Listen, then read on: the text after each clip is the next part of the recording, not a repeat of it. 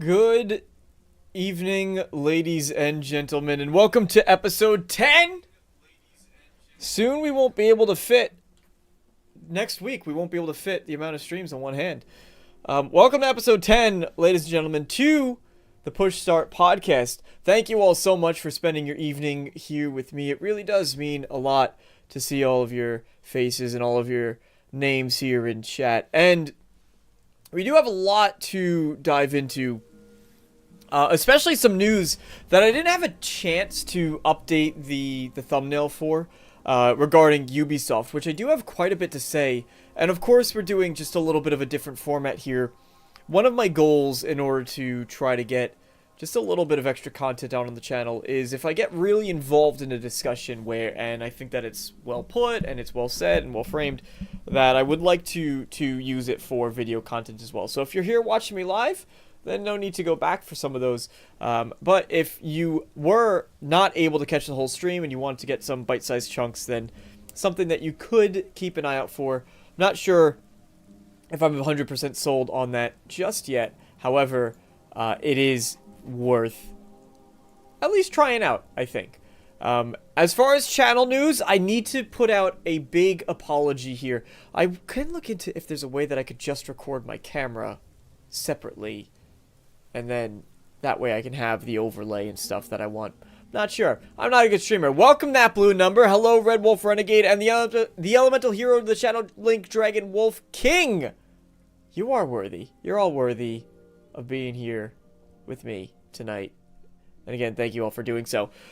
There is... I have to say, channel news, I apologize that I have stooped to the level... I know Holly's gonna love this one. I have stooped to the level of using this face in my thumbnails. I went over actually with Jonas, who he helped out with Holly's stream design, which looks excellent. He's helped out with my stream design that I'm using for the starting screens and the transitions and such, which looks amazing. And although I think I just have the fade for some reason. Well, I don't know. But he's helped out with the stream design. He's helped out with just visual aesthetics, and then I was up until 1 a.m., which must have been his 5 or 6 in the morning for him over where he is, and we were just going over some thumbnail ideas and changes, and the goal really was to emphasize a minimalist aesthetic that encourages people to stop and look at the thumbnail, because we did a lot of testing even on just, sort of cropping out the thumbnail and then sizing it down and then taking a screenshot of a YouTube homepage and seeing how does it look in relation to other thumbnails. And I really do think that cutting it down, making it simpler, does make your eyes at least stop a bit. So we're trying out something, and then just psychologically, humans are geared to look at other humans, and faces stick out more.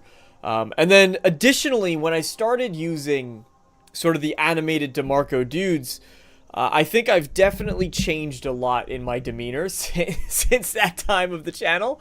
And I do want to try to achieve a bit more of a mature aesthetic, a bit more of a educated look and feel. That doesn't mean we're removing the passion.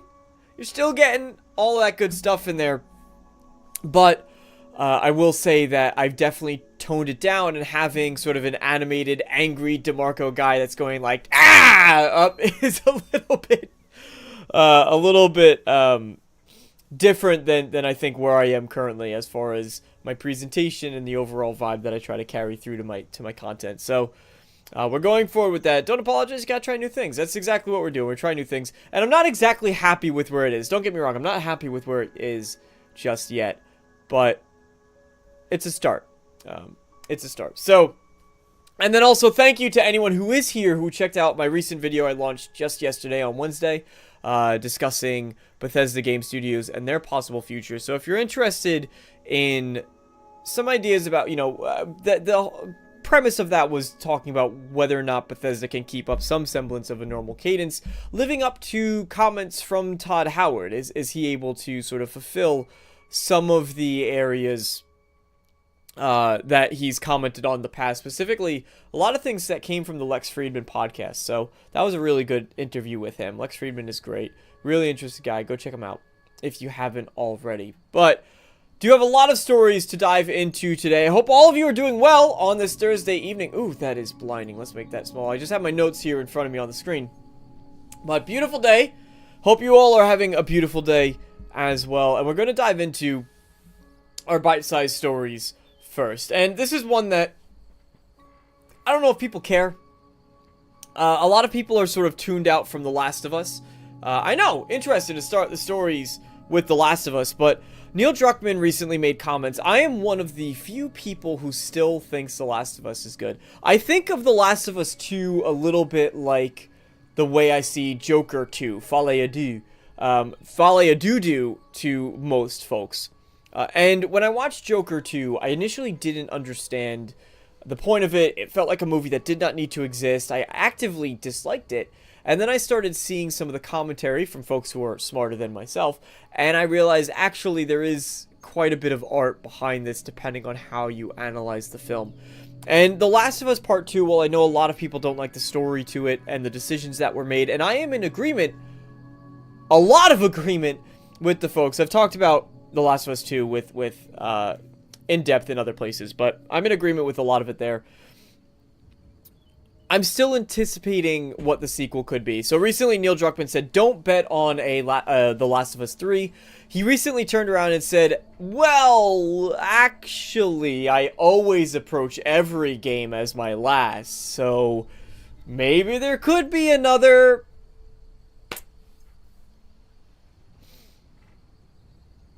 When you say normal, do you mean Bethesda normal or Fable normal or Rockstar normal? It's a very good question. I mean normal. Can Bethesda get back to any semblance of normalcy, right? I think that Rockstar falls into the modern Bethesda bucket of just waiting infinitely between games. Now, Rockstar has the unique situation where they were completely fueled by, of course, Grand Theft Auto Online. They even admitted themselves that, yeah, we haven't worked on GTA 6 or really hurried that along because GTA Online is making loads of money. So they were kind of pump the brakes on GTA 6. Bethesda doesn't have that luxury. You could say maybe Fallout 76, but it's not pulling in Grand Theft Auto Online levels of money, right? So I would like to see Bethesda get back to the routine of releasing games once every 3 to 4 years. I do think it's possible, and I would like to see them accomplish that, but while they're still able to bounce between all these different IPs, whether they want to do Starfield or they want to do Elder Scrolls or they want to do Fallout.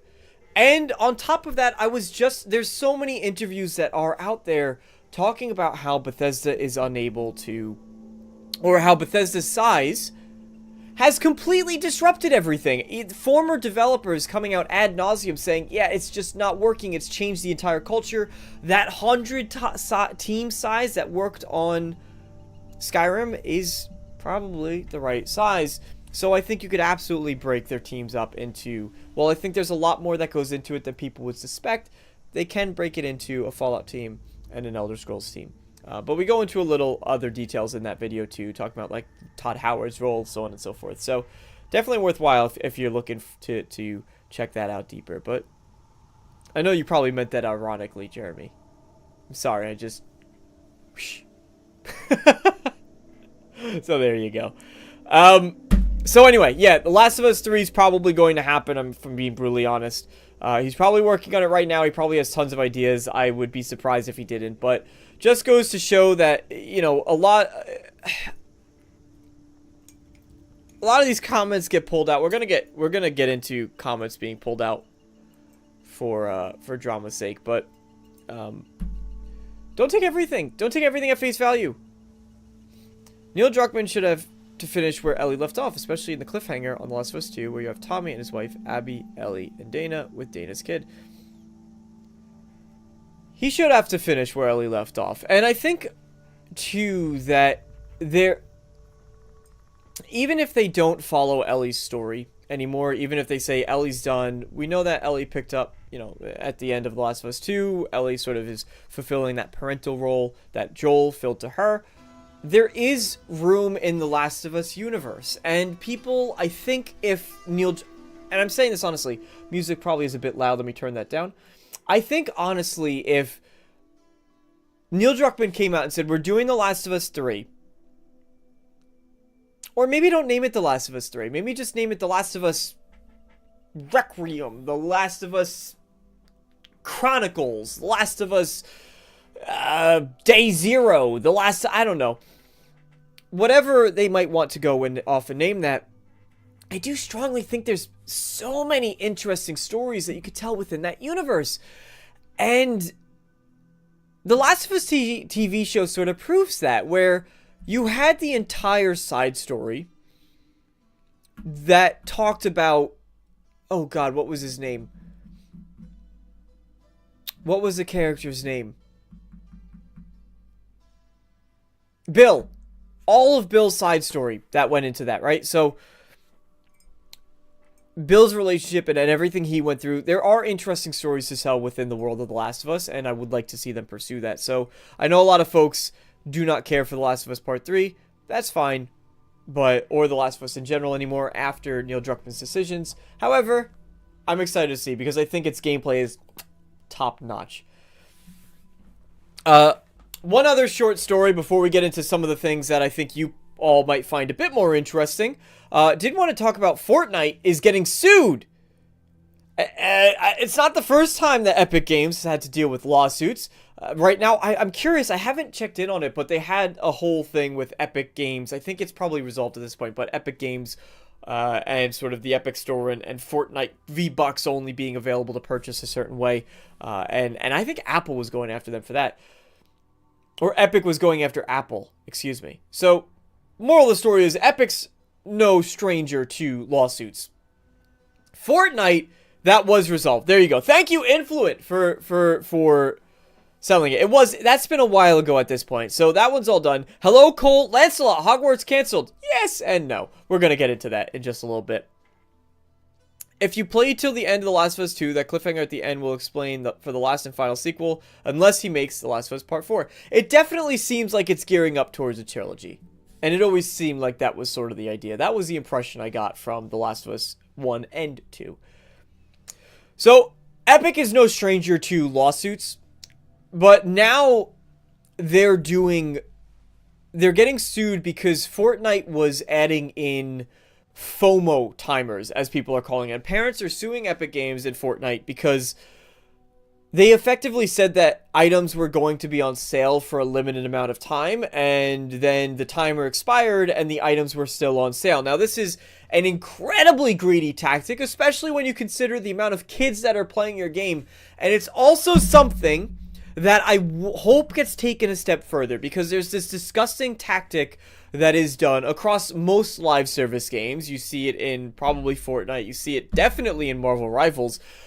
You've seen it probably in games like Fallout 76. I think the Creation Club is probably guilty of this as well, where it's just a common thing that there's somewhere a legal loophole that allows for this. But effectively, the items, I wish they would take this a step further, where the items will be listed for a certain price. They'll say, hey, look! You could buy this singular skin, only $25 in our free-to-play game, only $25, and you go, okay, that sucks, that's horrible. But then what they'll say is, it's actually marked 67% off. So the real price is really, I can't math in my head, my brain doesn't do that well, but it's an additional 67%. You're getting, it would be over 50, it'd be $59, 59 to 65 in that range. So instead of paying $60, you're getting it for $25. When was the price of this skin ever going to be $60? Get out of here with that. Calm down. So, oh wait, no, I'm sorry, it wouldn't be $60, because 50%, it would be, 50% of 25 would be for, see, my brain doesn't do math well on the spot. 12.5? 12.5. So it would be an additional 12.5. So the actual price of the skin, I apologize, would be 37-ish, 38, 39. So there you go. Are you talking about horrible people who... Yes, horrible people who buy stupidly priced cosmetics in games that should not be as expensive as they are, but you all fall for it. We're going to have a very good angry man yelling at clouds episode here for you today. So I hope you all enjoy Rage Marco as we get more into it. But it's a horrible, scummy tactic that they say that these things are twice as expensive as they actually are. And then they dumb it down. They say, well, it's actually on sale. I'm proud of the parents who are going after Epic Games for these FOMO timers, because saying something's on sale should actually mean something. There you go. WB Games. WB Games, we know, is going through massive strategy shifts. They have canceled a lot of their projects. You know, Suicide Squad obviously played a massive role in that. Suicide Squad Kill the Justice League played a huge role in sort of reevaluating where WB Games stood. We know that the Wonder Woman project, that I'm excited to see where that strategy goes, or what interviews come up after the fact as far as what state Wonder Woman was actually in. Because I have a hunch the game was not really doing as well as we want to think it was as far as the development process, whether it was unclear direction similar to what Suicide Squad Kill the Justice League suffered from, or if it could have been something a little bit more drastic. We already do know that the game pivoted design at least one time during development, that they really brought it back to the drawing board and had to reevaluate. And while that's not in and of itself this major cause to raise the red flag, it is something that you do look at and go, all right, what's actually going on here? And what shape was this game in? And of course, they were trying to repurpose the Nemesis system in a really creative way. The Nemesis system that's now locked behind a patent until 2036 that I won't forgive Warner Brothers for. Most people shouldn't forgive Warner Brothers for that. They probably have legal ways to release that patent, and for God's sakes, they're not going to. But Warner Brothers, come on. Can you be a little bit less crappy for just a second? Anyway, so they've canceled multiple projects. Also, the Hogwarts Quidditch game didn't do very well either. That was something that was live service, but had an initial cost, but then everything after the game was earnable through in-game. I actually support that business model. Warner Brothers probably reconsidering releasing games such as that in the future, because that game did not do that well either. So after all said and done, now we get to Hogwarts Legacy, which of course is their big moneymaker. It was one of the only successful games that Warner Brothers had released in the last couple years. One of the only things that actually generated money, and it generated a lot of it. If I take a look really, really quick here.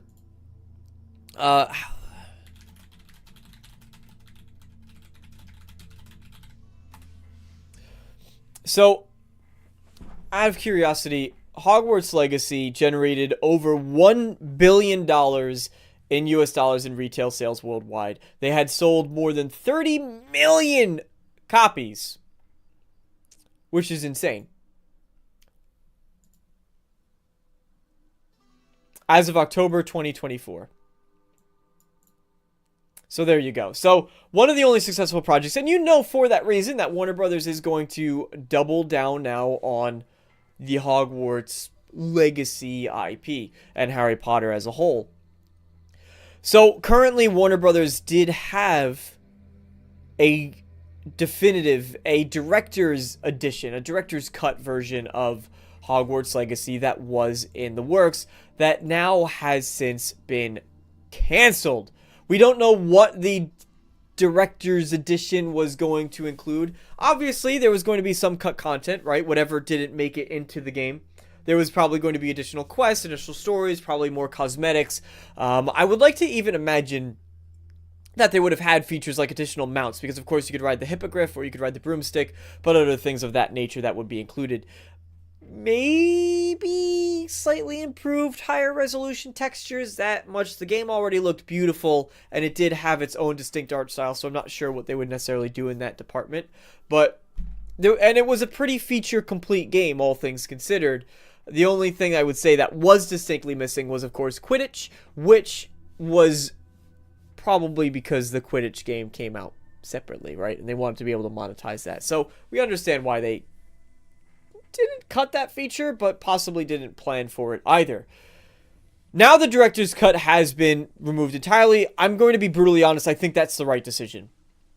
So while Hogwarts Legacy is, by all accounts, a pretty good game, I'm not going to say it's fantastic. I think it definitely had a lot of faults, especially in the way that it handled side content for the most part. Things like collecting 100 of these journal pages, and then you go on a quest, or side quest, and you have to find 5 gobstones, and then you have to go on another quest, and you have to find this person's library books. And how do you do all of that? By performing the same actions that you already performed to do other quests in the game. Not really a great side quest design. Suffers a little bit from, I guess, what Assassin's Creed Shadows, I've heard, also suffers from as far as its side content. A complete contrary to titles like Kingdom Come Deliverance 2, which we'll also be talking about a little bit later, in part.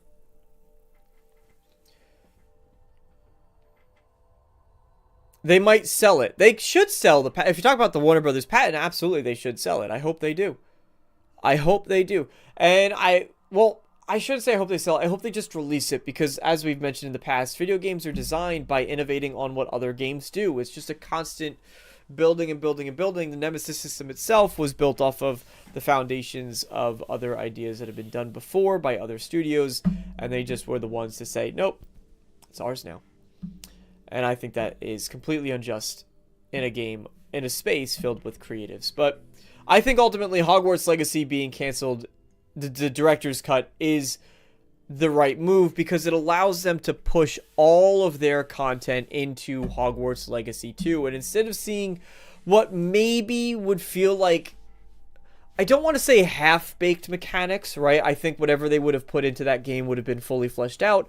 But I do have the concern that they could have tried to add more into it, that instead they could really fully realize, they could truly fully realize in a sequel. So there you go. Along with this announcement, it was also stated that there's going to be no DLC plans. Now that is a bit surprising, because they could have done small things here and there for DLC. They could have released some new quests. They could have released new cosmetics. They could have done a myriad of different opportunities to sell as DLC. But again, ultimately, what I would like to imagine for the sake of Hogwarts Legacy as an IP is that whatever they might be imagining for either new quest lines that they might have incorporated into DLC, now that can be worked into a sequel. So hopefully, a little bit less so, we run into slightly less issues with some of the boring side content that I do really think the initial, or Hogwarts Legacy 1, suffered from. I'm all for that. I'm all for that. And additionally, it's sort of like, you think of, for example, the House Varun DLC from Starfield, and a lot of people said, well, this is something that just should have been in the base game.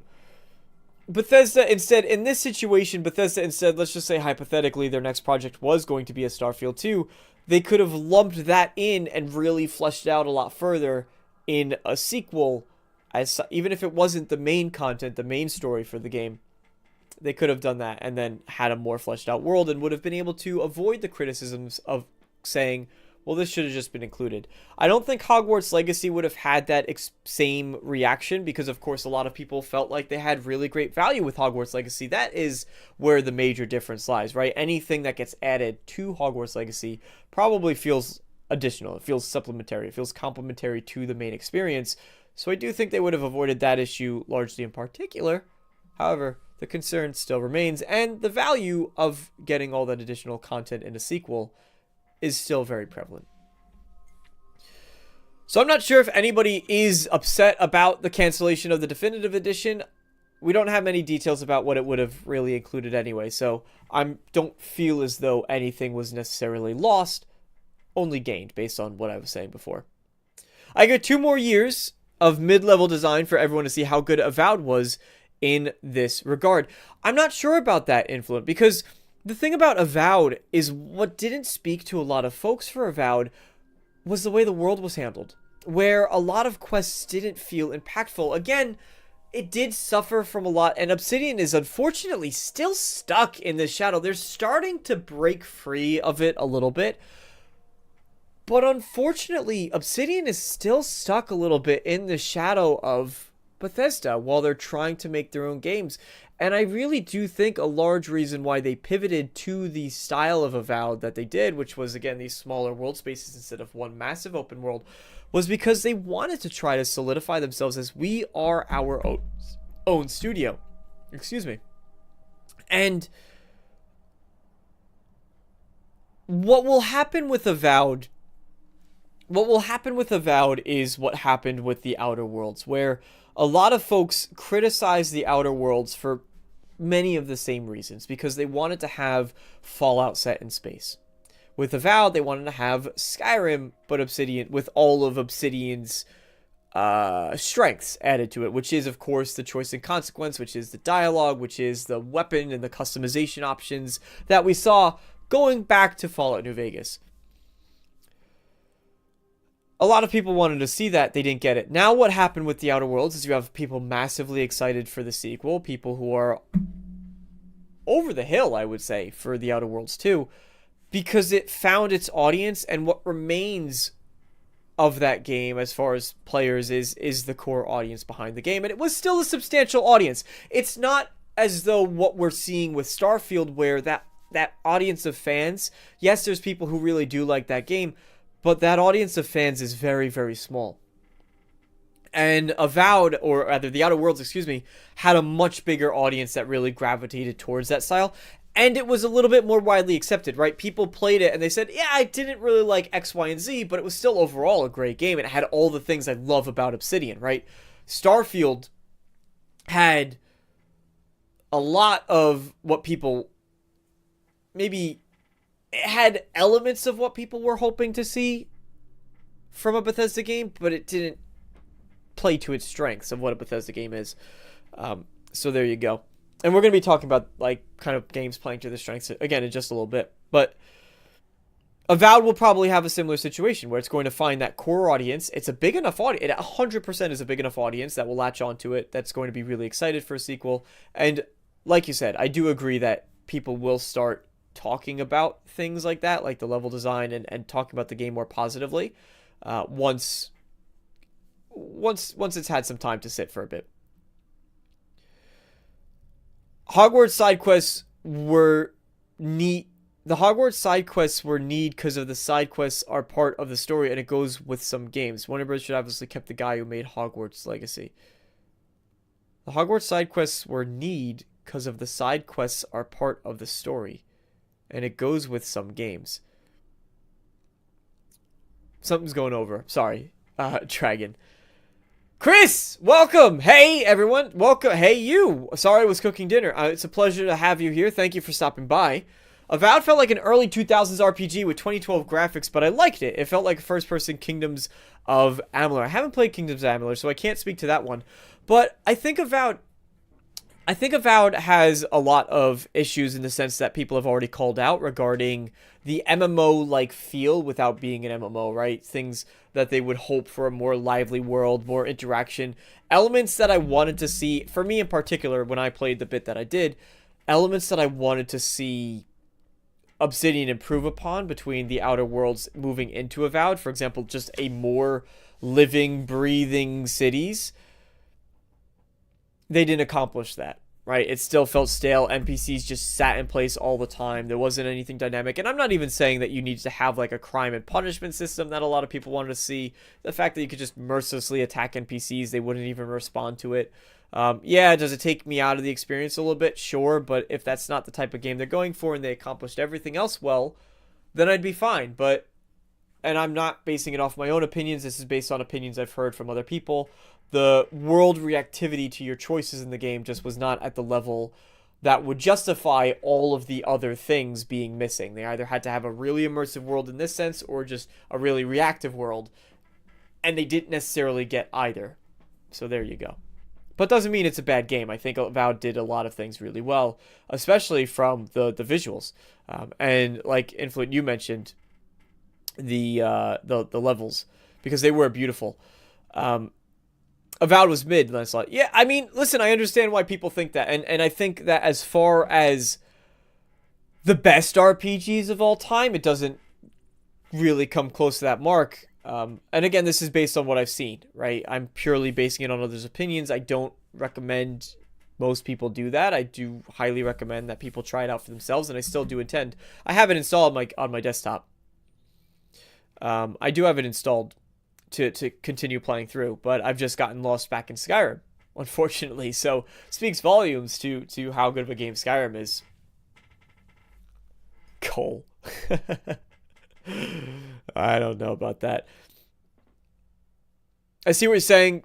Disagree a bit, but I see what you're saying. I respect it. Yeah, I mean, feel free to tell me exactly what you disagree with, because I think that's a very important discussion. I don't know why... Rusky, welcome, Rusky. How you doing? Great to see you here. I don't know why games aren't allowed to just be fun and mid anymore. They are. They absolutely... No one's saying it can't be a... No one's saying it can't just be a fun game. I think the issue is there's two... It's easier than ever to get your voice out into the ether. And it's easier than ever to get stuck in thought bubbles, because social media sort of, especially, a lot of gamers find themselves on Twitter. It's just where that space is, right? Where, yeah, TikTok and other platforms, but in terms of communication, I think Twitter is really a large focal point, especially for gaming audiences. And so it's especially the way these algorithms work. I don't need to get into this whole discussion. You already know this, but it encourages thought bubbles. And especially with the amount of creators on YouTube as well, an area that people don't talk about as much, because there's so many creators, it's easy to find one that just agrees with your viewpoints. And of course, people, like humans, gravitate towards drama. We seek problems, and that's in a lot of ways a good problem to have, that folks are looking to seek out drama. It's a good problem to have because it means other things are going so well, either personally or globally. We know that's not 100% the case. But in other areas of our life, things are going well, that we are seeking out issues.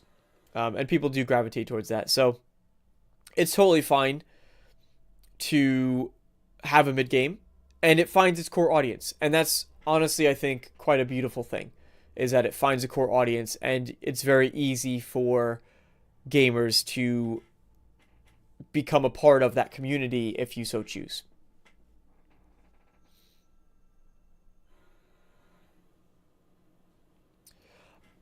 Rusky, I would say that I think the industry has hit a point where certain quality levels are expected. It is when we get flooded with so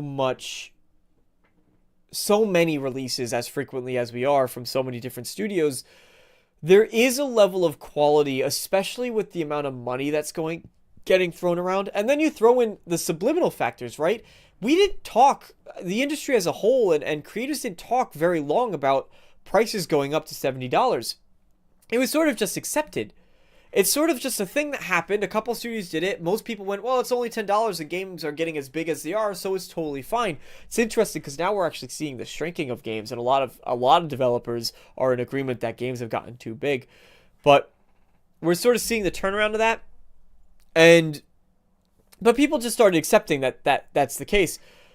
And now what's sort of psychologically going on is we're seeing these games come out and we're saying, well, this isn't that good. Well, this isn't that good. Well, this should be better. And we are hoping for a perfect game. And this is actually, we could skip ahead to this discussion. So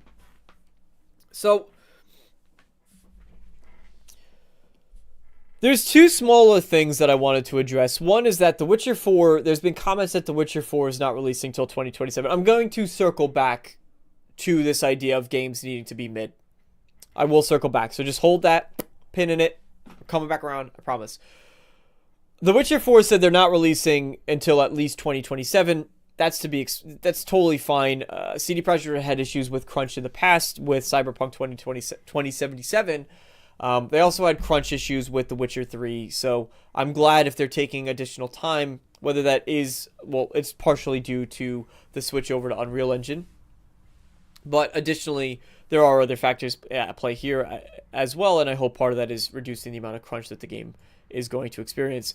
The other thing that they said is they're not going to be using generative AI, which is wonderful. I love that they are going to stay away from it, because it ties into a little bit of what made The Witcher 3 great. And what made The Witcher 3 great was the way that the world was designed, but it was that every single quest that you could take on was, not every single one, but for the most part, the majority of quests that were available were interesting. They were engaging. They made you want to explore. They told you more about the world. They fleshed out Geralt. They fleshed out the characters around Geralt. They fleshed out the monsters that existed. Those shades of gray that were everywhere, apparent in The Witcher 3, they all work to serve a purpose. Nothing that was put into that world as far as main content or side content felt like it was there by accident. Yes, you did have plenty of filler as well. Go clear this bandit camp, go find this hidden treasure, go save these prisoners. There was a ton of different added in filler stuff, but the main side, when you picked up a side quest, it felt impactful, even if it was just going to hunt a monster. There were personal stories that were written in there. Yeah, some of them more generic than others, but very, very strong. And a huge part of this, I want to hijack your stream at the end and have a discussion on what's everyone's biggest disappointment game in the last 5 years. Absolutely. We can 100% hijack that stream, Chris. Thank you so much for the $20 super chat. So yes, 1000% we will be taking a dive into that. The Witcher 3, everything felt purposeful. What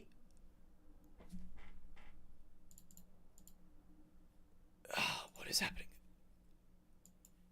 Thank you, Chris Harris, as well, for gifting 5 channel memberships.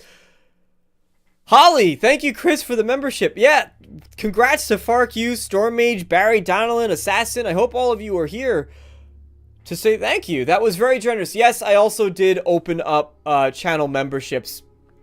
Didn't want to announce that. Didn't really want to make a big deal, big stink about it. But I basically had told myself as I started making the podcast, the weekly show, I had told myself, if I am consistent with this on some level, then I will open up channel memberships.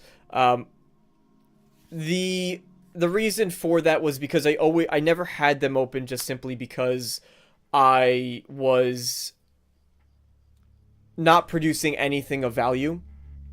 That was my big argument for myself personally of not opening them up. I wasn't providing anything consistently. There was nothing that viewers were able to. I talked a little bit about this when I streamed. I talked decent about this when I streamed Avowed, actually, because it had come up. But there was nothing of value that I was providing on at least a semi-consistent basis.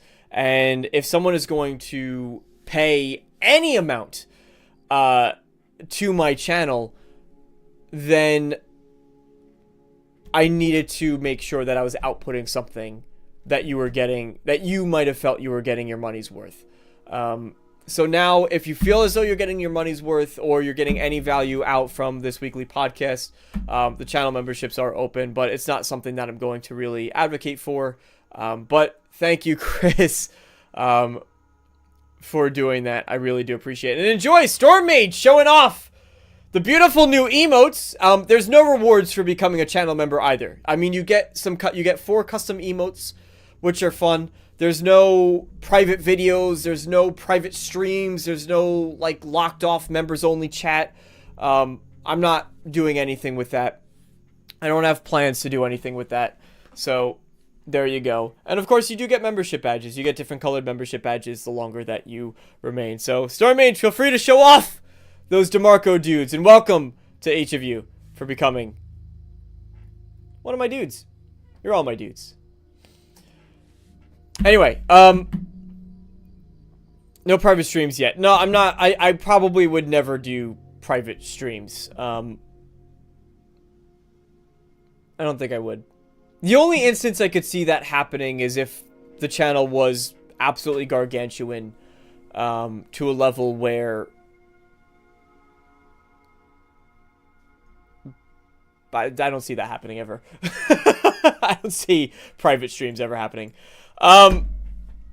Sorry. So, CD Projekt Red isn't doing generative AI. Everything in those games felt very, very meaningful. Everything felt very intentional. And it ties into what... Enjoy your DoorDash call. It ties into what Legendary Drops recently talked about on one of his videos. I have a lot of respect for Legendary Drops in the way that he approaches discussing games and the way that he navigates criticizing things that he sees in the industry, but doing it in a constructive way, because he always bounces it back to, here's an example of things that I really like. Or I can't say always, I haven't watched all of his videos, but at least with his recent video, he ties it back into what Kingdom Come Deliverance did, and then how other games are necessarily not achieving the same level of quality that another was able to do. And in this particular instance, with Legendary Drop's recent video, I feel like anytime he releases a video, you could almost have an entire stream where you just react to do a reaction of his content, because I do think that the quality is definitely there. Kingdom Come Deliverance 2 has something similar, where every single thing, and Legendary Drops mentions this in his video, every single element of Kingdom Come Deliverance 2 feels purposeful. The side quests are as engaging, in some cases you might be able to argue more engaging, than the main quest line. And that means that when you're playing this experience, you as a player, whether you get it on a sale or you get it for full price, or you spend 100 hours or you spend 10 hours, that time and that money feels rewarded, because the devs are putting the effort to make something worthwhile that feels special. So you, the player, guess what? You feel special. So why is it not okay for games to feel mid?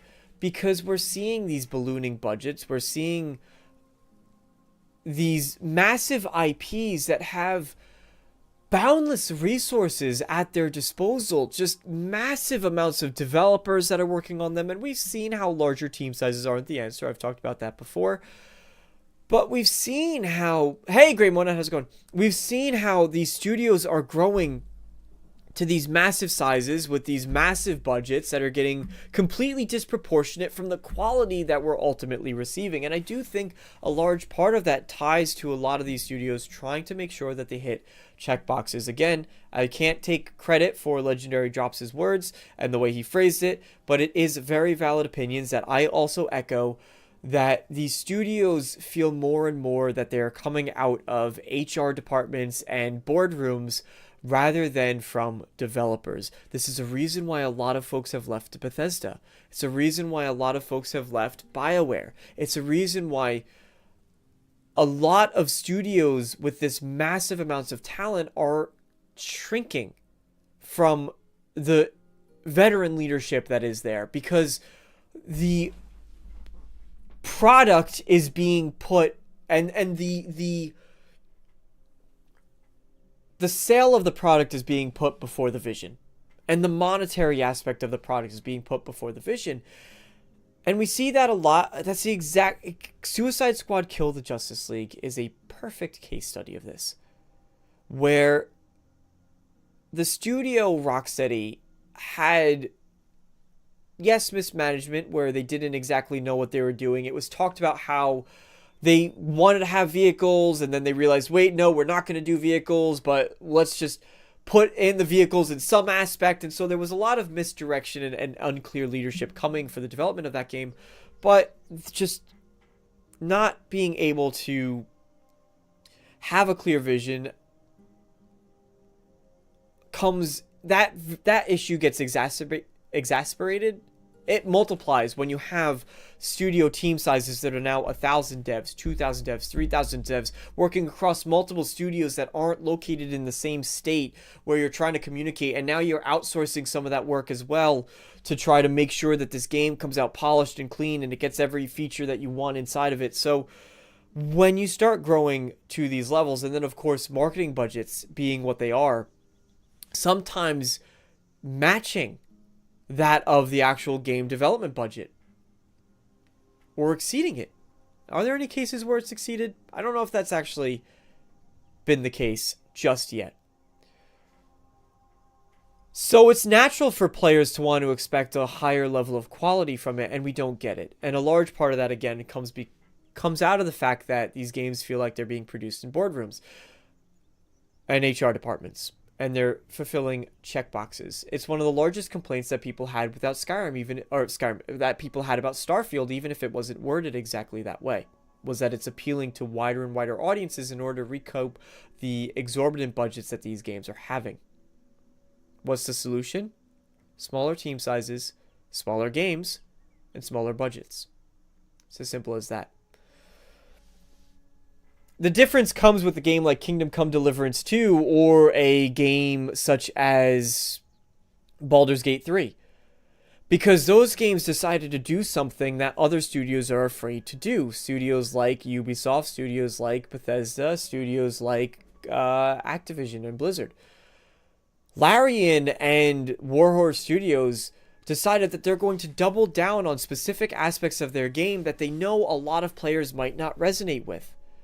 They said, we're going to take the risk in developing this hardcore medieval RPG that does not follow within the footsteps of what every other studio is doing, whether it's from a representative standpoint and the DEI that we're seeing in games like Dragon Age the Veilguard.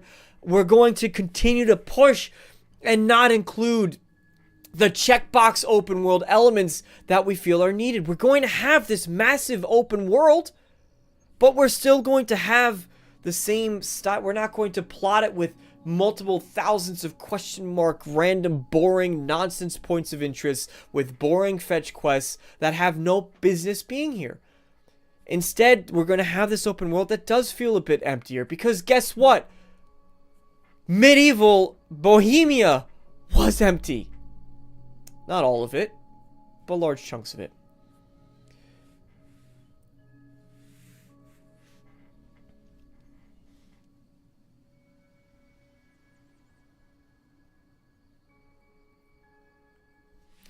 Well, that's entirely untrue, as it always is when you categorically group people in the same mindset in anything. Holly, please clarify if that is a comment towards something I said or something in chat. I think you're having a conversation about Asmongold, if I'm not mistaken. Baldur's Gate 3 followed in a similar footstep. They said, we're going to take Dungeons and Dragons, and it entirely fits for Larian's style of game, but they said, we're going to make this hardcore RPG, and it's going to be isometric, top-down, and it's going to have turn-based combat, and we're not going to stray away from things that D&D does. They didn't decide suddenly that they're going to implement this use a skill, get better at it system that's become wildly popular from games such as Skyrim. They said, no, we're going to make sure that we continue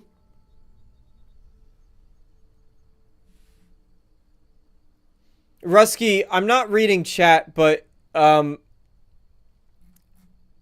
if you can agree to disagree, that's fine. But if my mods say that you are, or feel like you are possibly being controversial,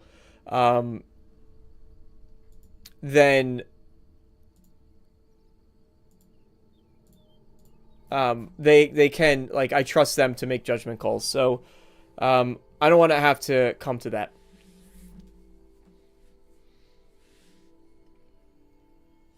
So, yeah, Baldur's Gate 3 took the risk. They didn't say we're going to adopt all of these systems. They said we're making a game.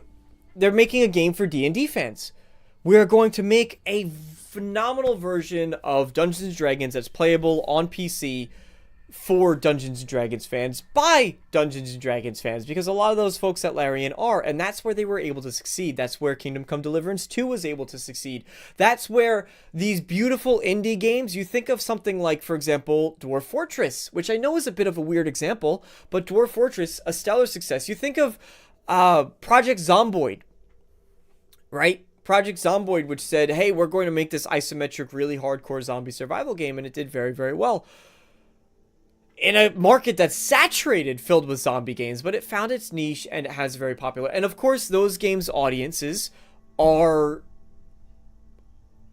proportionate. The size of those audiences and the profits of those games are proportionate to the budget that they had and the size and the scope, of course, right? But that is why, that is the trend that I hope we continue to see in games. That is why it's harder to accept mid-level games as well. So when something like Avowed comes out and it compromises on some of its potential, whether that's because the direction of the game changed and it wasn't able to fulfill all the different avenues, right? It started as the MMO. We still see some of those aspects, or a multiplayer game, and we still see some of those aspects tied to it. Or it doesn't live up to the potential of where other games in the genre are. Does it mean it's a bad game? Absolutely not. Does it mean that we want to see it improve for a potential sequel? 1000%.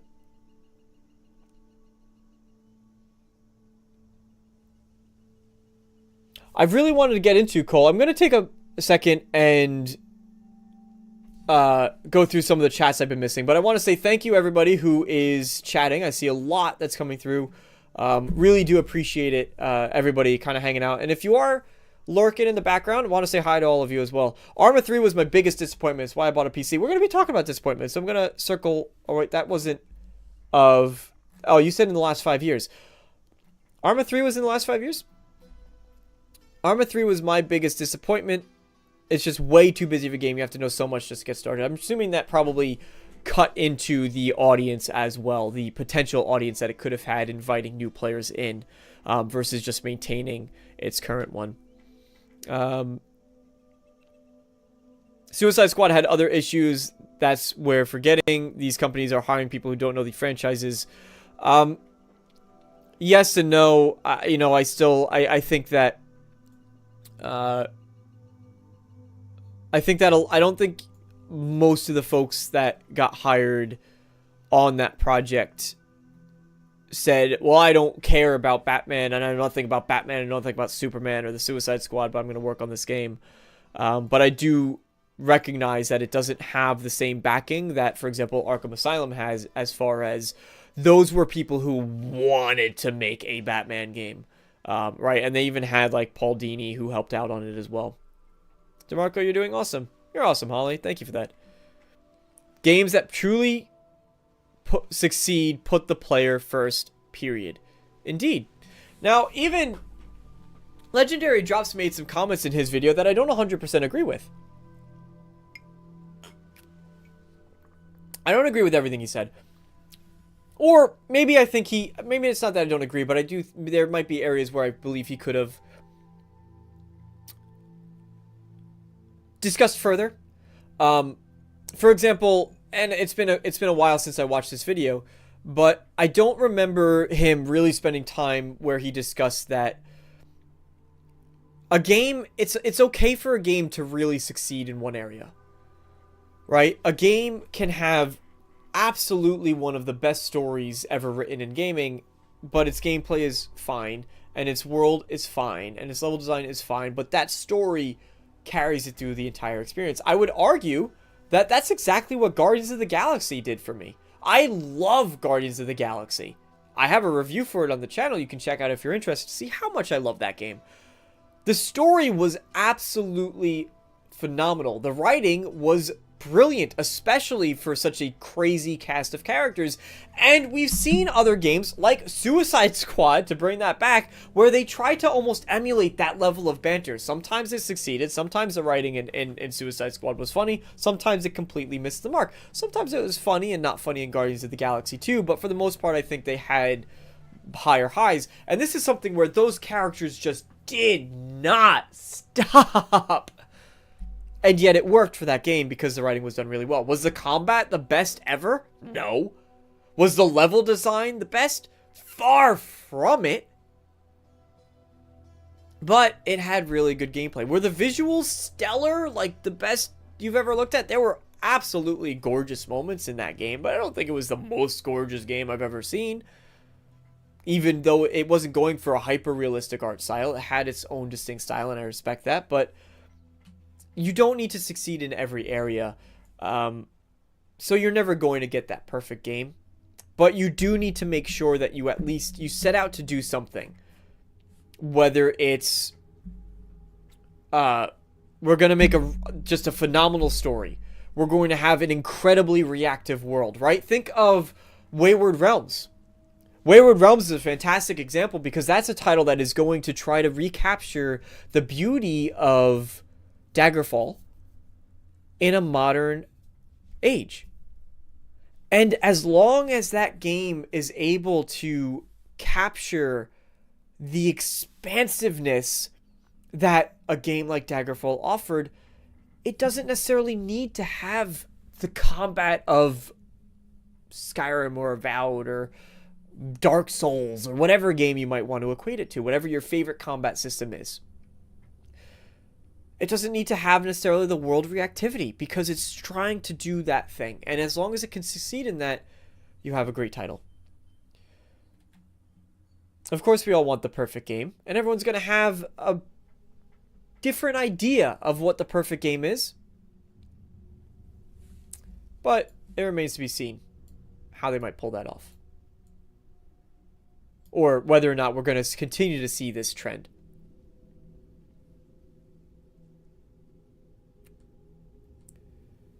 Thank you, Assassin, gifting 5 channel memberships. You were gifted one yourself earlier. Welcome SV, Baboons, Retro Replay, Jake Kells, and Bo TV. I hope that you guys are here to appreciate it. And thank you, Assassin, for the very generous gift as well. And thank you for hanging here. I'm a Lurk. Thanks again for the membership. Yes, enjoy your fun emojis. Feel free to use them whenever you feel relevant. All right, so we're getting up on just about an hour here. And I have one more rant for all of you today. Want to catch up on chat just a little bit. I am past the farms that use zombies as field. Don't know what you're talking about. I think it was Never Knows Best that made a point in his latest video. Gamers will look at the best of the best and say, why can't you make that? That's the BS I hate to see. Yes. Because ultimately, we all want a studio to turn around and make everything phenomenal. For example, to go back to The Last of Us 2 that we were talking about at the beginning of this stream, one of the reasons I love The Last of Us 2 isn't the story, it's its gameplay. Because I love the way gameplay in that title works. Do I recognize it's a perfect game? Or do I think it's a perfect game? No. No.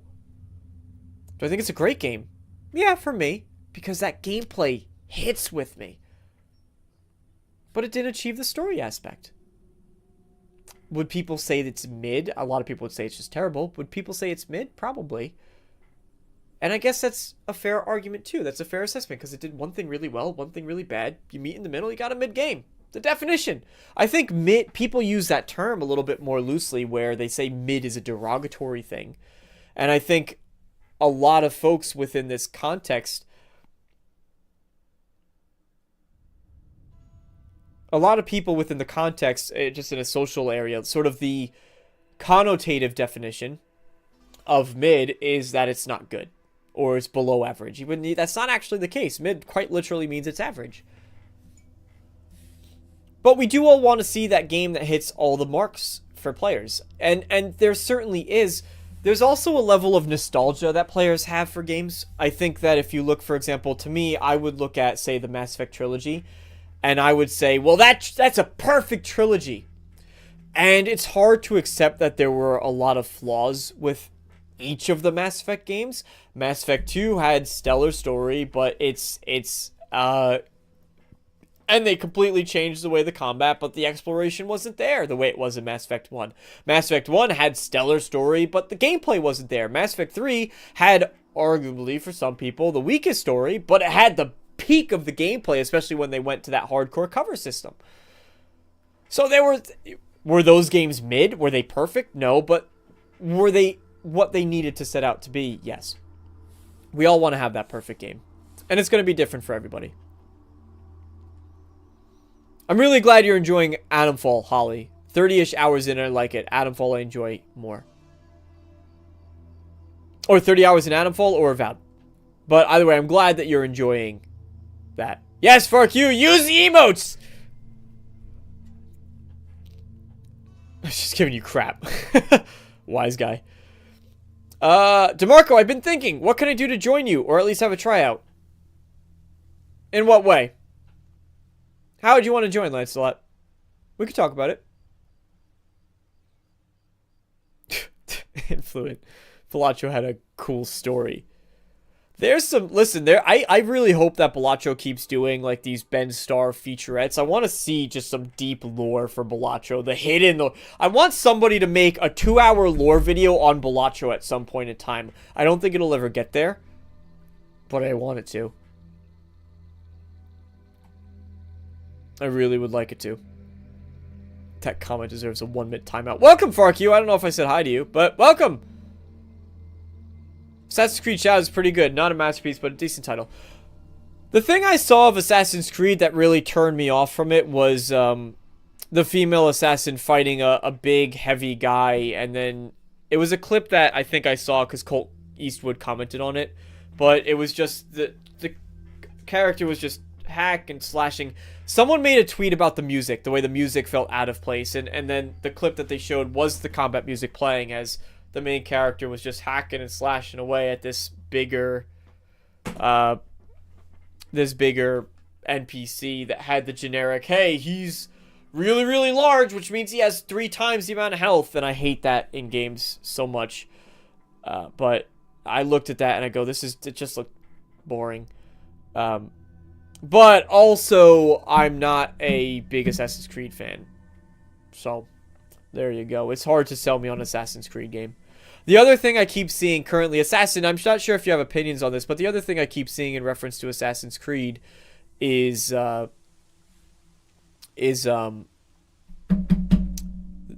have they not been able to capture the free climbing that they did in Unity? I see a lot of things on Twitter now, and I know that once you interact with something on Twitter, you just get 700 of them. I hate it. But I have seen people saying, like, comparing the climbing in Unity versus in Shadows, and they go, why? What happened? Why can't they recapture this? Alright, so I think, let me know if you guys sort of like just having this, or you want to see something a little bit more. I think I would like to see a little bit more, something a little bit more dynamic with the streams. Maybe I should, if I had more time to prep for them, I would absolutely have like some clips ready to go and try to make it more of a production. We'll see if I can integrate that in the future, but let me know if you feel like you're losing out on anything with something like whoop. Something like, I'm doing it really quick here. Just repositioning things. Like having this versus that. Do you feel like you're losing? I want to see everything! Sponsor of this video is Chris Harris and Assassin. Thank you, Chris Harris and Assassin, for sponsoring today's stream. And also, Plain White Mug.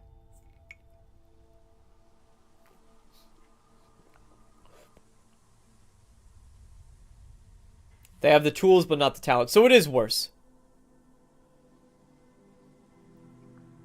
$10, you can unlock the map. Yes, the microtransactions in the game are not good. Speaking of not good, microtransactions in games, This is so really quickly. I don't know if we'll bounce back to this subject. I wanted to, but I don't know. It's in the title of the stream. It's actually the thumbnail. Let's get into this. I want to talk about what's going on with Ubisoft. Have you seen the news with Tencent, where they opened up a subsidiary company with Tencent having 25% stake in Ubisoft? Now, this is really interesting, and I've been seeing a lot of different takes on it, and I think we need to really wait for the dust to settle before we can really get an idea of what this means. Now, I see people using this as... So, let's take a step back. Ubisoft just today announced that... Today, as of making this, Ubisoft just announced that they were opening up a new subsidiary company where Tencent would have a 25% stake. Now, this was valued at $4 billion? $4.3 billion. There we go. It took us a while. This was done with $4.3 billion valuing the company, which no doubt was inflated as a result of the recent launch of Assassin's Creed Shadows. It's boasting, I believe, over 3 million players, which is, and it's Ubisoft has been touting that it's one of the most successful launches of Assassin's Creed games that they've had. Now, I've seen some people using this, that the fact that they needed 25% stake investment from Tencent as an argument to say, hey, the game's not actually doing as well as you might have thought it was. I've also seen people saying, hey, this is a good thing because Ubisoft is trying to protect its IP. I'm not sure which one is correct. Now, we talked a little bit about legendary drops today. He also put out a tweet where he said, it looks like they're going the THQ route. Now, for those of you who don't know, what is being referenced there is the THQ route was basically when... In 2012, they were filing for bankruptcy. They sold off their IPs to other companies in order to try to stay afloat after financial struggles, but ultimately they were not able to, and that company went down under. But effectively, they were handing out the IPs. Instead of licensing them, they basically liquidated the company in the form of selling their IPs. The Ubisoft instance is very, very different, right? Instead of selling off IPs, they're not getting rid of Assassin's Creed. They're just taking a minority investment from another company. Whether or not this is a sign of the actual financial strengths or weaknesses, rather, the cracks that are forming within Ubisoft is something to be, I guess, a bit concerned of. Now, immediately my mind went to, well, what is Tencent going to be involved? Tencent is already pushing themselves to a lot of Western gaming companies, and that is sort of the concern. They're skirting around any kind of legal action because they're taking a little bit here, a little bit there, a little bit of this, a little piece of that. Some companies they do have 100% stake in. For example, just to name a few, Inflection Games, Turtle Rock Studios, Funcom, Shark Mob, right? Riot Games, they have 100%. So a lot of companies they do have massive stakes in, and then they just start taking a little bit here. So a lot of people probably don't remember that Tencent actually has 30% stake within Larian. The concern being, are they going to try to push a lot more live service elements? Now, there's not actually a strong distinct history of Tencent getting involved and then them pushing a lot more live service heavy elements. So in that regard, it's good. They do seem to let these studios operate largely independently. The question is whether or not they're going to continue to creep that investment up more and more and more. I would honestly be... I'm excited for some of the IPs that they kept behind the Ubisoft umbrella. For example, the big one that stands out, the big flag, is that Rainbow Six is part of this new subsidiary. However, the wider Tom Clancy umbrella of games is not, and that's pretty peculiar. That to me says that, hey, Tom Clancy as a whole is a lot safer than Rainbow Six is if anything were to happen with some of these IPs. The IPs in question being Assassin's Creed, Far Cry, and then Rainbow Six, like I mentioned. So, should we be concerned? I don't think yet. 25% is still the minority share of the game, which means that ultimately Ubisoft is going to have the control over it. They are facing financial pressures. We do know that, at least before Assassin's Creed Shadow hit the shelves. And these deals take a lot longer than just a couple weeks. This has been months in planning. So they were likely making this deal before or long before the release of Assassin's Creed Shadow, possibly in preparation for a bad launch. So anybody that you see trying to make the argument that Assassin's Creed Shadow is a flop because of this, just be wary of those types of creators and those types of influencers, right? That's not the case. The idea is that they're going to focus on more evergreen game ecosystems for long-term multi-platform growth. What does that mean?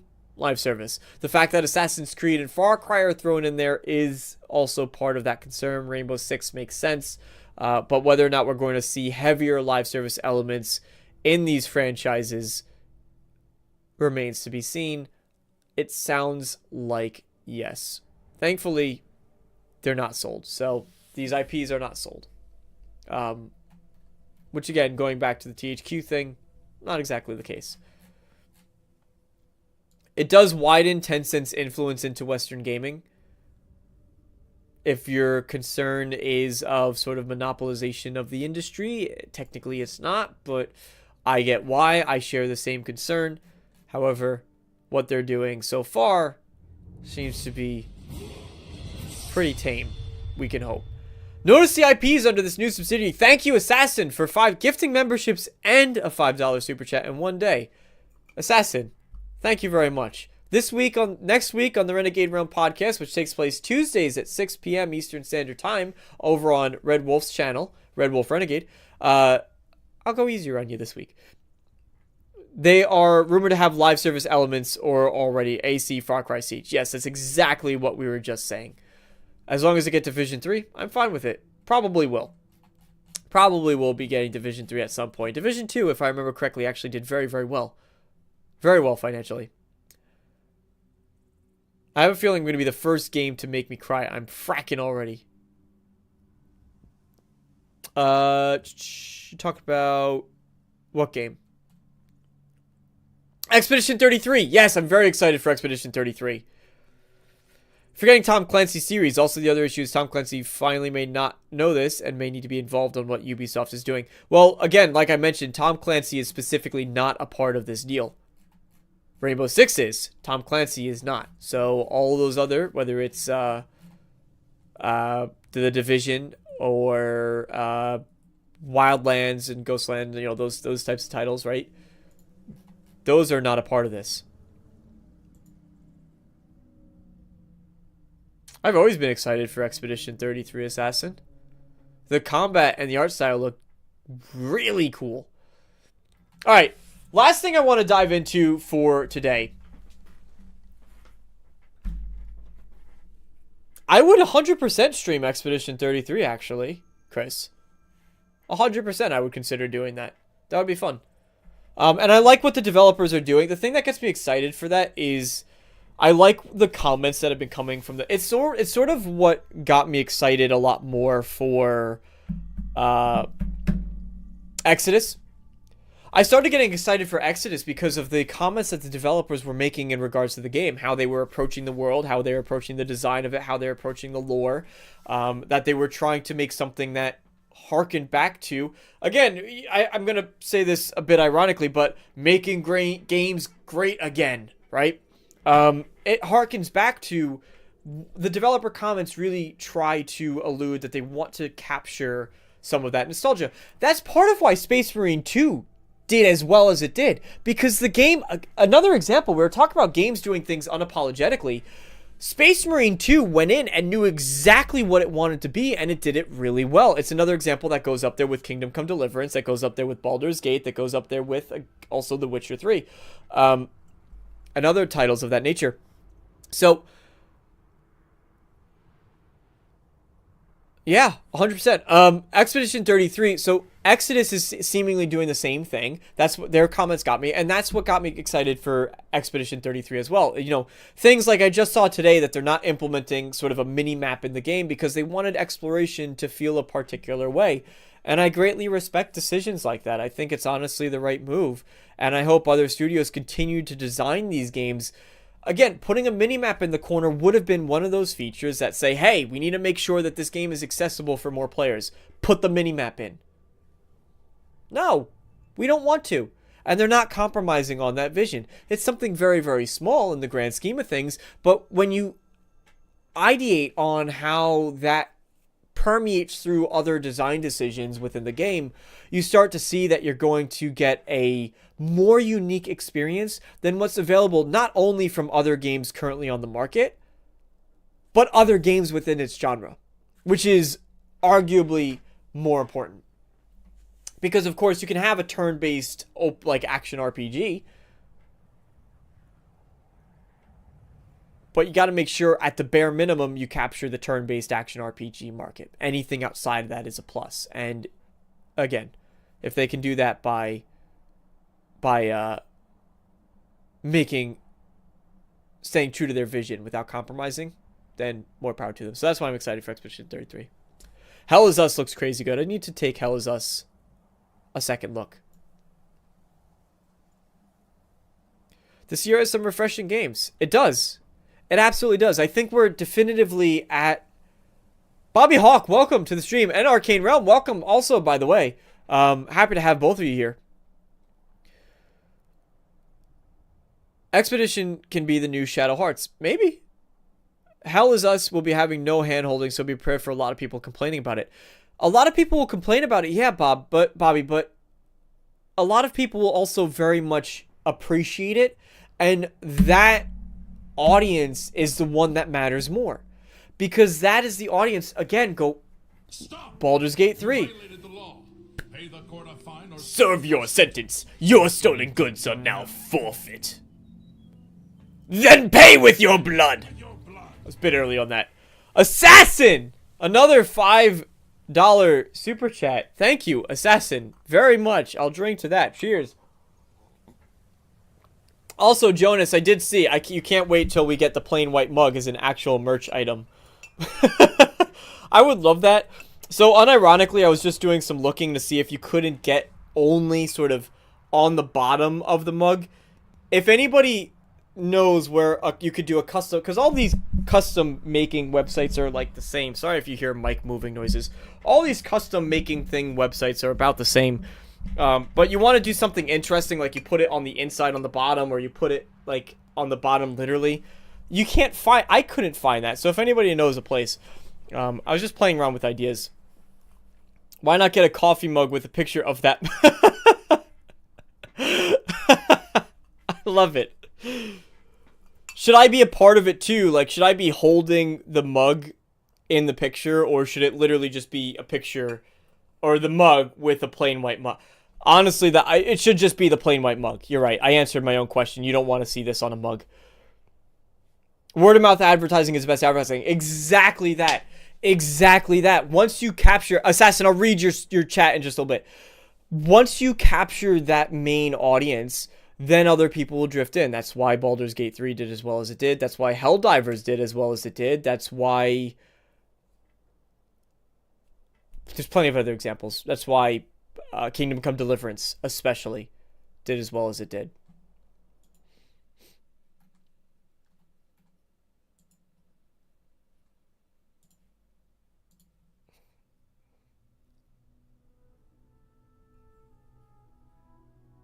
Your avatar should be in the bottom of plain white mug inside. That's what I'm saying. If anybody knows of a website where you can do mugception, 100%. If anybody knows of a place where you can do it to that level of customizability, then please let me know. I think that would be really, really fun, actually.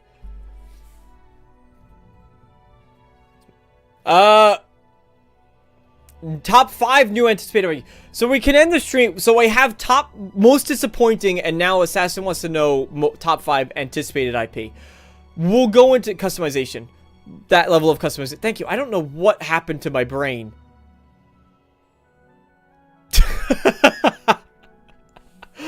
You guys are giving me so many. That could also would that get copyrighted if you put that like.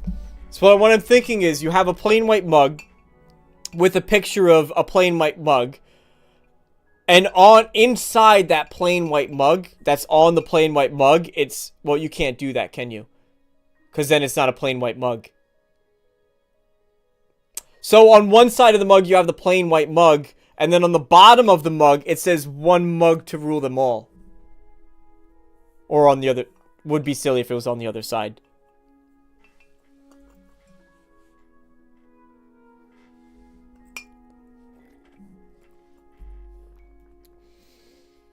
Alright, something I wanted to touch on quickly because it is the thumbnail of this video. And then we'll get into both Assassin and Chris, your super chats. Oh, that would be one mug right on the handle. Oh, Bobby. Bobby. You want to be my marketing guy? I can hand make each one. I actually could hand make them. I know how to do that, but... So, here's a trend in gaming that I really don't like. I am completely... This music is probably a bit loud. Let me turn it down a bit. A trend in gaming that I am utterly and completely opposed to is... I wasn't at first, but I have growing disdain for it, and that's early access. Paying early access for games 5 days, 2 days, 3 days, a week, whatever it might be. Typically, it seems that like 5 days is the accepted period, and this has largely been pushed by Bethesda games and by Microsoft in particular. They've really been pushing this early access. It's nothing new though, right? We've seen this plenty of times before. Call of Duty did it ages ago. Battlefield did it ages ago. It used to be with betas for those games. If you pre-order, you get the beta, but we all know the beta was just the game. It wasn't actually... So, it's not a new tactic, but we're seeing it become more and more prevalent, especially for these single-player games. And it's an issue for single-player games because, guess what? Single-player games rely on stories. And stories have spoilers. So, now for my angry rant yelling at clouds, Indiana Jones in the PS5 circle. Indiana Jones in the Great Circle is taking it to sort of a ridiculous level that I was nervous about, and I'm further nervous about how it might permeate to other things as well. Indiana Jones in the Great Circle recently announced that it's coming to PS5 on April 17th. I think that's wonderful. I'm excited for more players to be able to play Indiana Jones in the Great Circle. I think it's a fantastic game. I want more people to dive into it. Overall, it has its pros and cons. The stealth system in particular is pretty bad. But overall, as a whole, I think it's a wonderful game. They're deciding to, and I don't know if I'm in the minority of this. I suspect that I am. That paying for early access is worse than pre-orders. Because these companies are 100% preying on FOMO, especially when it's done for single-player games. Not only are they preying on that FOMO, but additionally, they're looping in the major benefit for doing so is that you're getting a DLC added to the game. You think, oh, well, I'm getting my money's worth because not only am I getting to play the game early, which realistically speaking, it's on time, right? They're selling it as early. You're playing it at what should be the actual release date for everybody. Not only are you doing that, but now you're getting the promise of a DLC. But you have no idea what the quality of that DLC is going to be. You have no idea the length of that DLC. You have no idea the style of that DLC. Now, obviously, the company's not going to pull a fast... Eventually, I think they might, because we see this all the time. We saw this with microtransactions. We saw it with loot boxes. We see it with battle passes. We see it with every single instance the gaming industry has had an opportunity to see how far can we push this needle. They've went and done it. And it's always been a situation of 2 steps forward and 1 step back. 2 steps forward and 1 step back. Because they go, oh, sorry, we didn't mean to do this. We're listening to player. Remember all these statements? We haven't heard them as much recently, which is a good thing. I'm happy about that. But all of us are old enough to remember that, I'm sorry, we're listening to player feedback, because realistically, this is what, 2 years ago? We're talking that we saw this time after time after time after time. Nobody's really giving pushback about these early access. People are just saying it's fine because the value, if you look at it on a surface value, is there. I'm getting a DLC. And I'm paying less for the DLC than I'll probably pay when it gets released to the public. Sorry, I just smacked my microphone. It's a win-win. It's a win-win. And then something like Shattered Space happens. And a lot of people didn't like Shattered Space, did they? A lot of people thought it was underwhelming. They thought that it should have been added in the base game. They thought that it didn't add anything new. And so, or enough new. And so everybody who pre-ordered and paid for the deluxe edition, paid extra for the deluxe edition, did you get your money's worth out of it?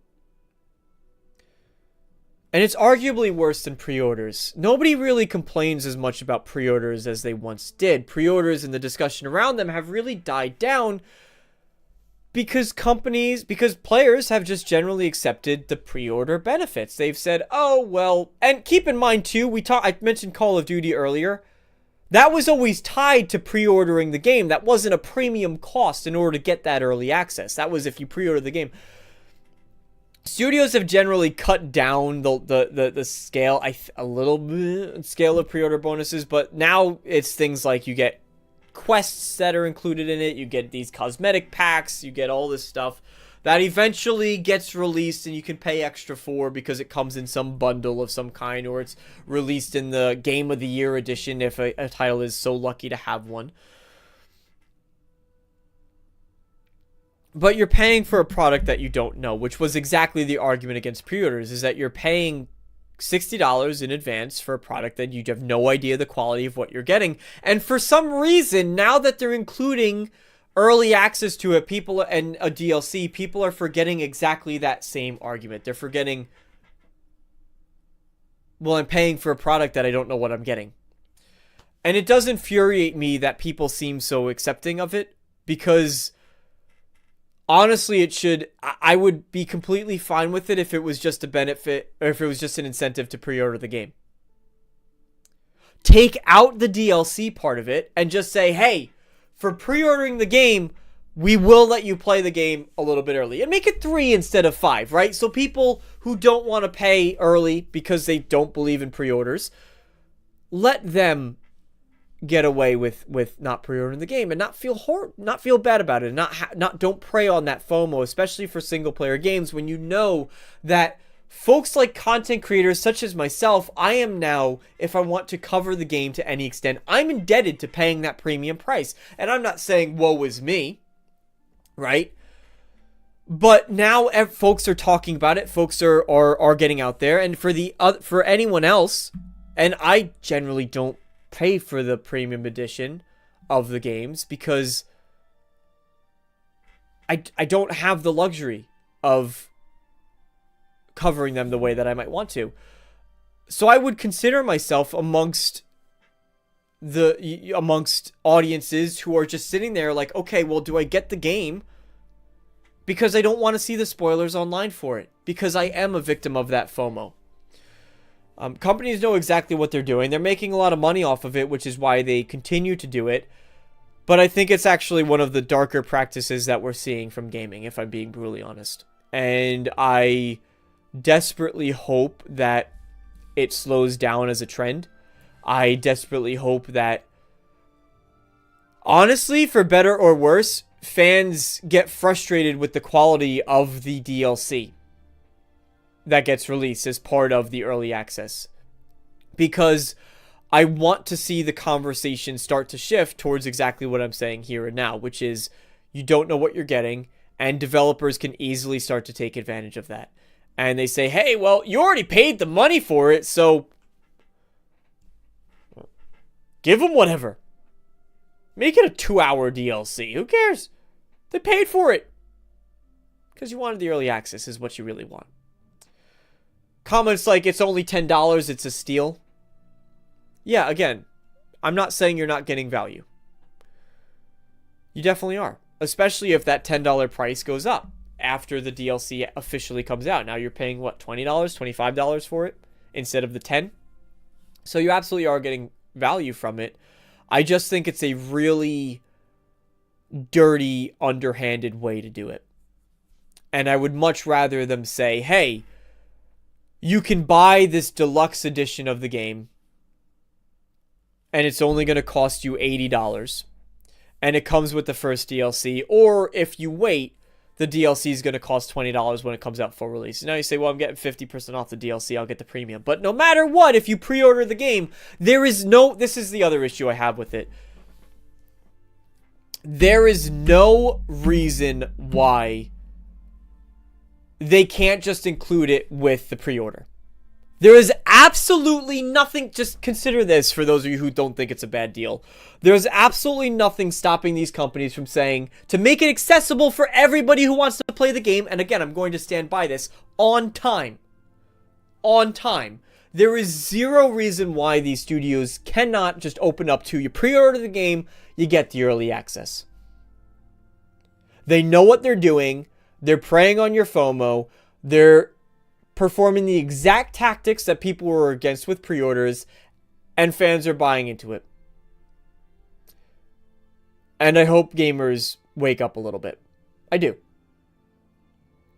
So that's my angry rant on that. Death Stranding is doing it too. Catch up on chat a little bit. The darkest part of this industry started when it was paying for horse armor and a red dot iron sight. Yes and no. But, yeah. I still gone back to Starfield at the first playthrough, and I paid for the DLC. I'll be fair and say it's more so because the world and lore don't interest me, not because it's bad. I have not returned to Starfield either, so we're on the same boat there. I even forgot its name and had to look it up. Chris, I don't blame you. Shattered Space was worth it more than $10. Covered that. Good one, Red Wolf. Sometimes they make really good games, and sometimes they make buggy games. They do just work. I'm pretty sure Chris, but I've never played Squad, but I guess yes. Death Stranding is doing it too. I respect your opinion. Thank you, Red Wolf. I respect yours as well. Like, I get why people do it, but I don't agree with it. Alright, so we had two beautiful super chats. Thank you again to both, Chris Harris, gifted 5 subs, as well as super chat. I want to hijack your stream at the end and have a discussion on what's everyone's biggest disappointment game in the last 5 years. So, chat, I want to hear what your biggest disappointment was as well. For me, it was probably Suicide Squad Kill the Justice League. Not because I had high expectations going into that game, but we didn't even get the one thing I did want to see from it was a high level of storytelling quality from it. I would also put it on a worst games list as well, if I was breaking out into worst and most disappointing, if it's both.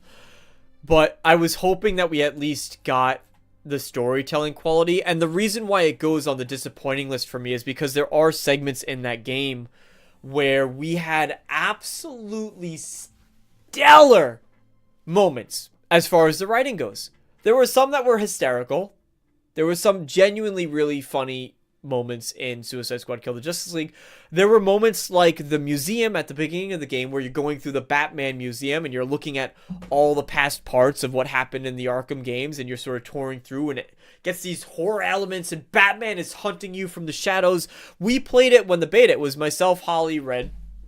We played it during the beta, and we were dying laughing because it was slightly scary, and it also just had atmosphere up the wazoo, which was the moment of the game that I looked at it and said, damn, Rocksteady still has it.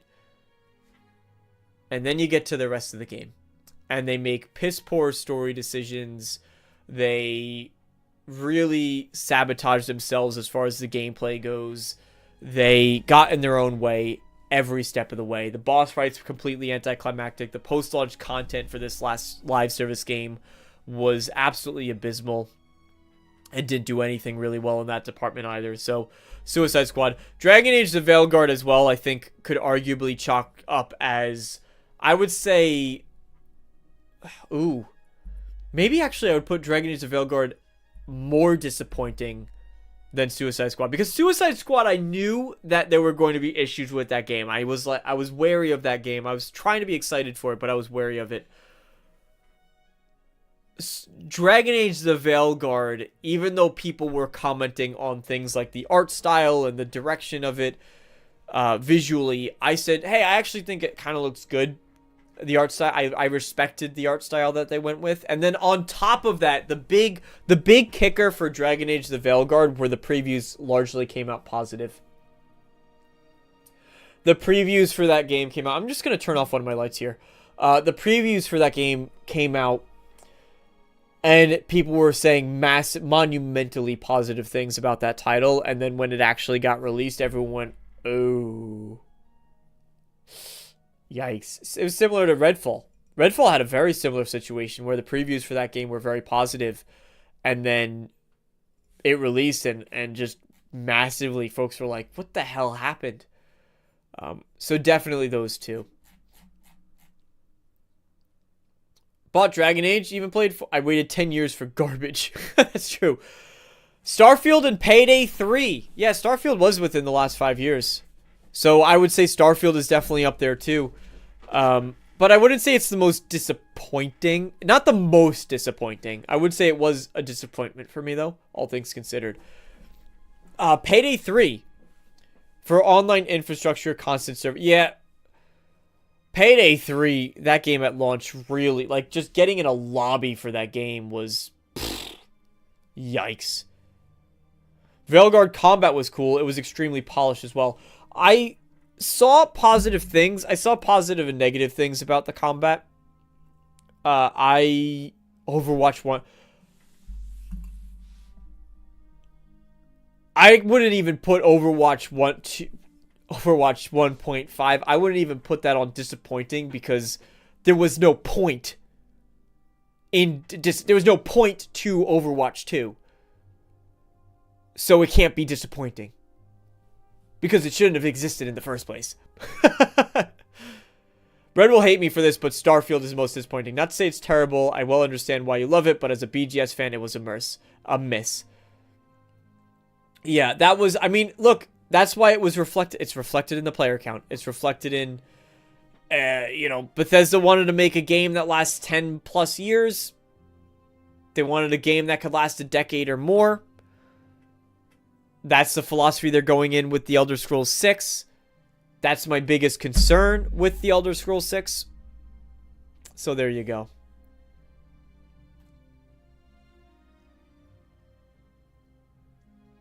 Arma 3 wasn't in the last five. Final Fantasy 16 / Starfield. You're right, Arma 3 wasn't in the last 5 years. Okay. Final Fantasy 16 and Starfield. There you go. Depends on the studio for early access, but if Warner Brothers or EA does it, probably not, but Atlas or From Software. See, I think it'd be more disappointing if those studios do it because you hold it to that regard. The fact that they're like, oh, well, we're going to charge for early access now too. Shadows wasn't even in the top 50 concurrent players in Steam last night. I don't think that Shadows is doing as well as people think it is. But I don't think it's doing poorly.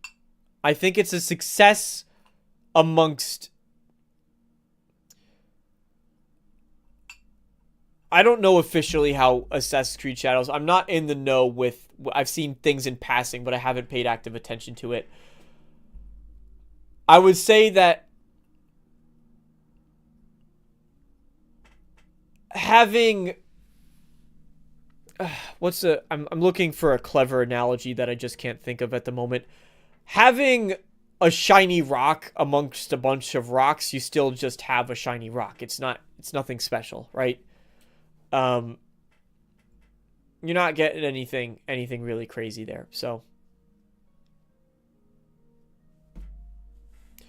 Assassin had asked to end. He wanted to say, what is top five anticipated new IPs? I would say, well, Crimson Desert actually isn't a new IP. I see yours there. Expedition 33, 100%. Exodus, 100% as well.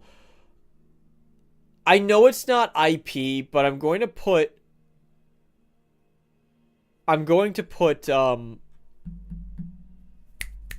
Fable, because it is a reboot of the series in some regards, right? So I know it's not IP, but I'm going to put Fable there as well as top anticipated. It's hard for me to just know off the tip of my tongue what specifically is new by. Replaced would definitely be up there. 1,000%. Replaced, Expedition 33, Exodus, Blade. If you would count Blade, I would put that there. And then I don't know if Fable's pushing it because it's a reboot of the franchise, but that would probably be number 5 that comes to mind. For me personally. But there's a lot of great games coming out that I'm really excited for. A lot of great games.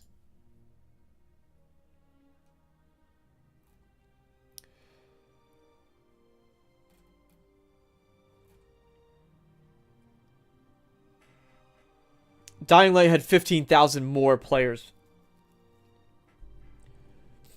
Well, I mean, technically, we haven't had a Blade game before. So, I mean, Blade is not a new IP in and of itself, but Blade as a game is.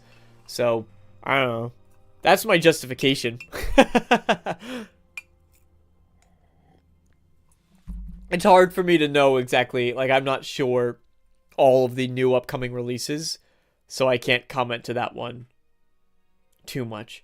Manor Lords has come out, but only in early access. Manor Lords, that's a very good one as well. Manor Lords is a really good one.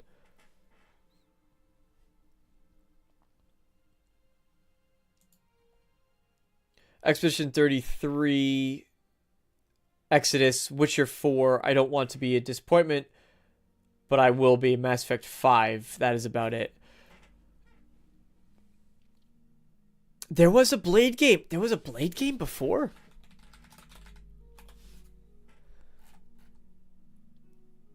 Was there? Oh, look at that. Yeah, here it is. PlayStation 2. Huh. Blade 2. Oh, there were multiple Blade. Blade 2. So there must have been a Blade 1 on PlayStation 2. Blade on PlayStation. Yeah, look at that. Look at that. Look at that. Okay. All right. I stand corrected. There you go. All right, Assassin, I'm going to head out. Have a good stream, bro. Thank you so much, Assassin, again, for the gifted subs, the gifted memberships, as well as the super chats. I greatly appreciate it. That is going to wrap it for my stream as well. I appreciate all of you being here tonight. It was a wonderful stream, and I had a lot of fun. I have plenty of ideas for Plain White Mug. So, you know, that'd be fun. But thank you, everybody, for being here. It's been a really great night. Can I put this on stream really quick? Let me just... Making the goofiest face. Hold on. Save image as... Desktop right here. Oh, I gotta do that weird, like, renaming the file thing.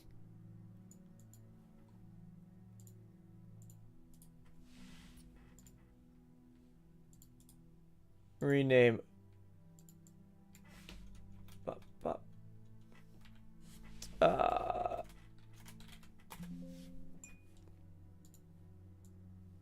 Okay. Hold on. I want to just add really quick. How can I see? This is where having another individual to distract, because I can only do so much at once. Here you go, everybody.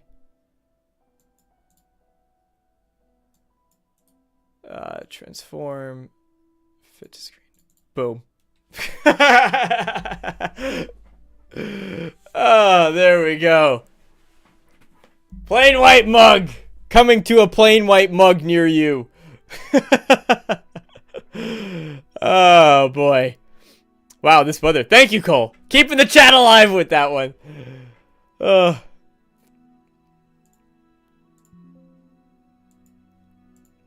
Alright. I was too late, but enjoyed what I was able to catch. Thank you. You can slap my face on it. I have a Plain White Mug. We can slap anybody's face on it. It's too late. Thank you, King Styles, for stopping by. Farq would buy that. And I'm sure you would, Farq, because you made it. I would hope you'd buy it. Oh, I can't get into this now. It's too late. Too late to get into that Inception, Bobby. But I I like where your head's at, though. All right. Thank you, everybody, so much for joining me. Tonight, I hope to see you next time. Next week, as always. And I also might stick around if you want. I might do a little bit of Marvel Rivals tonight. So if you want to hang out for that, might just boot up a new stream, and you could catch me there hanging out. But I appreciate it. Check out my last video if you haven't already. I would appreciate the support there as well. Because, hey, I made a video and I haven't done that. So every like that gets, I make a video one day sooner. Every comment that video gets, I'll make the next one day sooner. All right. Good night, everybody. Thank you. And I still don't have an ending soon screen. Really, really strange, that one, huh? So we just have to go to this one, I guess. Good night, everybody. Every unique comment, Bobby. We're not doing just individual ones. Every unique person. Good night, everybody.